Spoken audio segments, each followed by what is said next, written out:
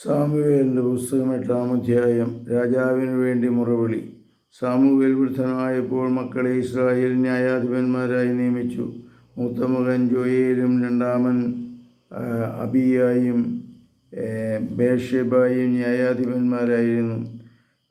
അവർ പിതാവിൻ്റെ മാർഗം പിന്തുടർന്നില്ല. പണമായിരുന്നു അവരുടെ ലക്ഷ്യം. അവർ കൈക്കൂലി വാങ്ങുകയും അനീതി പ്രവർത്തിക്കുകയും ചെയ്തിരുന്നു. ഇസ്രായേലിലെ ശ്രേഷ്ഠന്മാർ റാമിൽ സാമുവേലിൻ്റെ സന്നിധിയിൽ ഒരുമിച്ചുകൂടി. അവർ പറഞ്ഞു, അങ്ങ് വൃദ്ധനായി, പുത്രന്മാരാകട്ടെ അങ്ങയുടെ മാർഗം പിന്തുടരുന്നില്ല. അതുകൊണ്ട് മറ്റ് ജനതകൾക്ക് ഉള്ളതുപോലെ ഒരു രാജാവിനെ ഞങ്ങൾക്ക് നിയമിച്ചു തരിക, ഞങ്ങൾക്കൊരു രാജാവിനെ തരിക എന്നവർ പറഞ്ഞത് സാമുവേലിന് ഇഷ്ടമായില്ല. അവർ കർത്താവിനോട് പ്രാർത്ഥിച്ചു. അവിടുന്ന് സാമുവേലിനോട് പറഞ്ഞു, ജനം പറയുന്നത് കേൾക്കുക. അവർ നിന്നെയല്ല, തങ്ങളുടെ രാജാവായ എന്നെയാണ് തിരസ്കരിച്ചിരിക്കുന്നത്.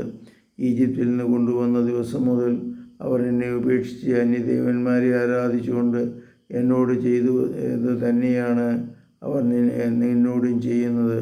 അതുകൊണ്ട് ഇപ്പോൾ അവരെ അനുസരിക്കുക. എന്നാൽ അവരെ ഭരിക്കാനിരിക്കുന്ന രാജാക്കന്മാരുടെ രീതി സൂക്ഷ്മമായി വീക്ഷിച്ച് അവർക്ക് മുന്നറിയിപ്പ് കൊടുക്കുക. രാജാവിനെ ആവശ്യപ്പെട്ടവരോട് കർത്താവിൻ്റെ വാക്ക് സാമുവേൽ അറിയിച്ചു. നിങ്ങളെ ഭരിക്കാനായ രാജാവ് നിങ്ങളോട് ഇങ്ങനെ ചെയ്യും. തൻ്റെ രഥത്തിൻ്റെ മുമ്പിൽ ഓടാൻ എതിരാളികളും അശ്വഭടന്മാരുമായി അവൻ നിങ്ങളുടെ പുത്രന്മാരെ വിനിയോഗിക്കും. ആയിരങ്ങളുടെയും അൻപതുകളുടെയും അധിപന്മാരായി അവൻ അവരെ നിയമിക്കും. ഉഴവുകാരും കൊയ്ത്തുകാരും ആയുധപ്പണിക്കാരും രഥോപകരണ നിർമ്മാതാക്കളുമായി അവരെ നിയമിക്കും. നിങ്ങളുടെ പുത്രിമാരെ സുഗന്ധതൈലങ്ങളും പാചകക്കാരികളും അപ്പക്കാരികളും ആക്കും. നിങ്ങളുടെ വയലുകളിലും മുന്തിരിത്തോട്ടങ്ങളിലും ഒലിവുതോട്ടങ്ങളിലും വെച്ച് ഏറ്റവും നല്ലത് അവനെ സേവകർക്ക് നൽകും. നിങ്ങളുടെ ധാന്യങ്ങളുടെയും മുന്തിരികളുടെയും ദശാംശം എടുത്ത് അവർ തൻ്റെ കിങ്കരന്മാർക്കും ഭൃത്യന്മാർക്കും നൽകും. നിങ്ങളുടെ ദാസന്മാരെയും ദാസികളെയും ഏറ്റവും നല്ല കന്നുകാലികളെയും കഴുതകളെയും അവൻ തൻ്റെ ജോലിക്ക് നിയോഗിക്കും. അവർ നിങ്ങളുടെ ആട്ടിൻപറ്റത്തിൻ്റെ ദശാംശം എടുക്കും. നിങ്ങൾ അവൻ്റെ അടിമകളായിരിക്കും. നിങ്ങൾ തിരഞ്ഞെടുക്കുന്ന രാജാവ് നിമിത്തം അന്ന് നിങ്ങൾ വിലപിക്കും. എന്നാൽ കർത്താവ് നിങ്ങളുടെ പ്രാർത്ഥന കേൾക്കുകയില്ല.